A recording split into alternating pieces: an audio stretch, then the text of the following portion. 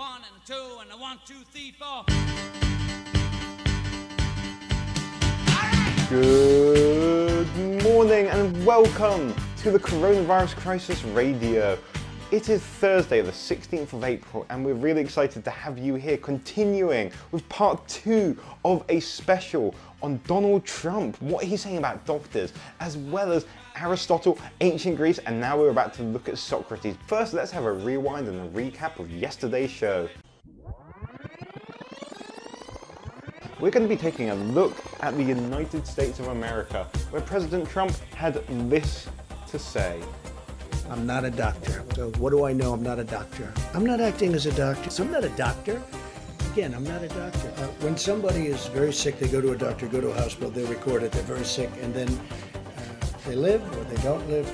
Now, I'm not sure about you, but that may be enough to make me start drinking first thing in the morning.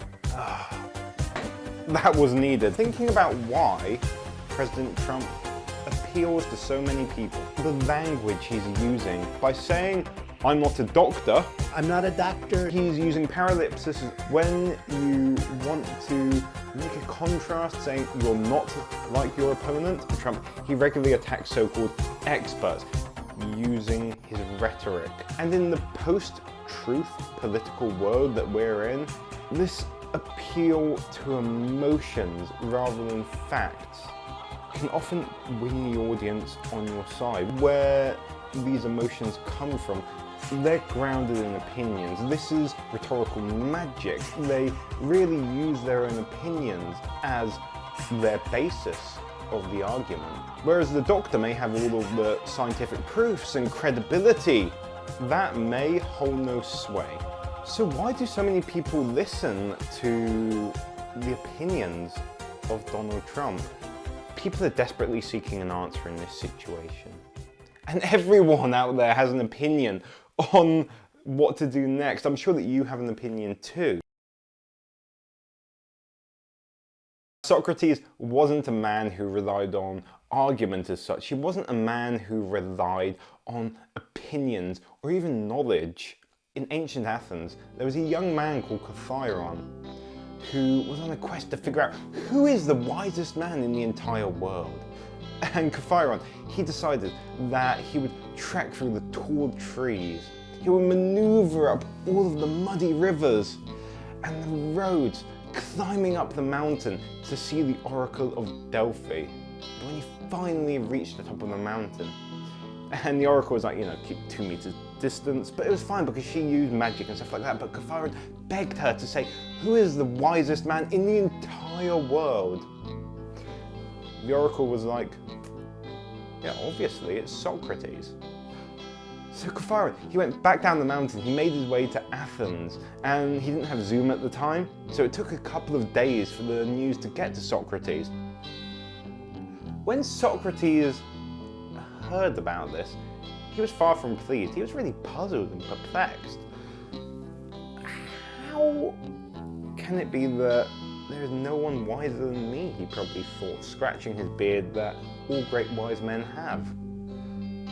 So Socrates made it his mission to disprove the oracle, to find out who was wiser than him. And he spoke to every man and woman. He spoke to butchers and bakers, paupers and preachers, scholars and sailors, looking for someone wiser than he. At the end of his life, he couldn't find anyone. What Socrates uncovered as he spoke to all of these men and women throughout his life was that they were willing to share their opinions with him. Opinions that were grounded on nothing except emotions, pathos. And when you question them on this, then they floated away in the air. That's what opinions are, lighter than air. Socrates was so wise because he knew that he knew nothing. Just like you and I, we know absolutely nothing. Opinions, be those of Donald Trump, yours, mine, they will kill more people than coronavirus. And throughout history, they have done. Opinions about which god is the right or the wrong one, or which politic, this king, that king, who owns this land, you name it. Opinion, opinion, opinion, opinion, opinion. That's not saying that we shouldn't trust people. That's not to say that we shouldn't trust emotions, or that we shouldn't trust doctors and their credibility. But that's different than believing in an opinion. It's different than being swayed by turbulent emotions. It's a scary thought to think that, we know nothing. If you look at Donald Trump, he has an opinion on everything.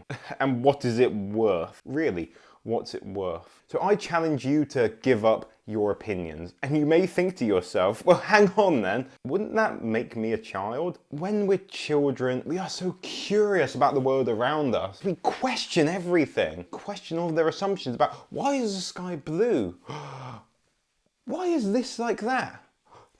Why are you drinking at 8 o'clock in the morning? This is exactly what Socrates was like. He questioned absolutely everything. He would question the opinions of every single one of those people he had met. Our opinions start to be shaped and formed, and we forget this insatiable curiosity and questioning that we had.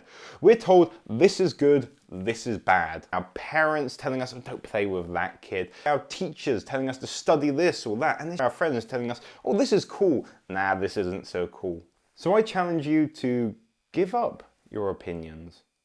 Really, give them up and let them go in the air like balloons, because our opinions, our positions, they are as light as the air.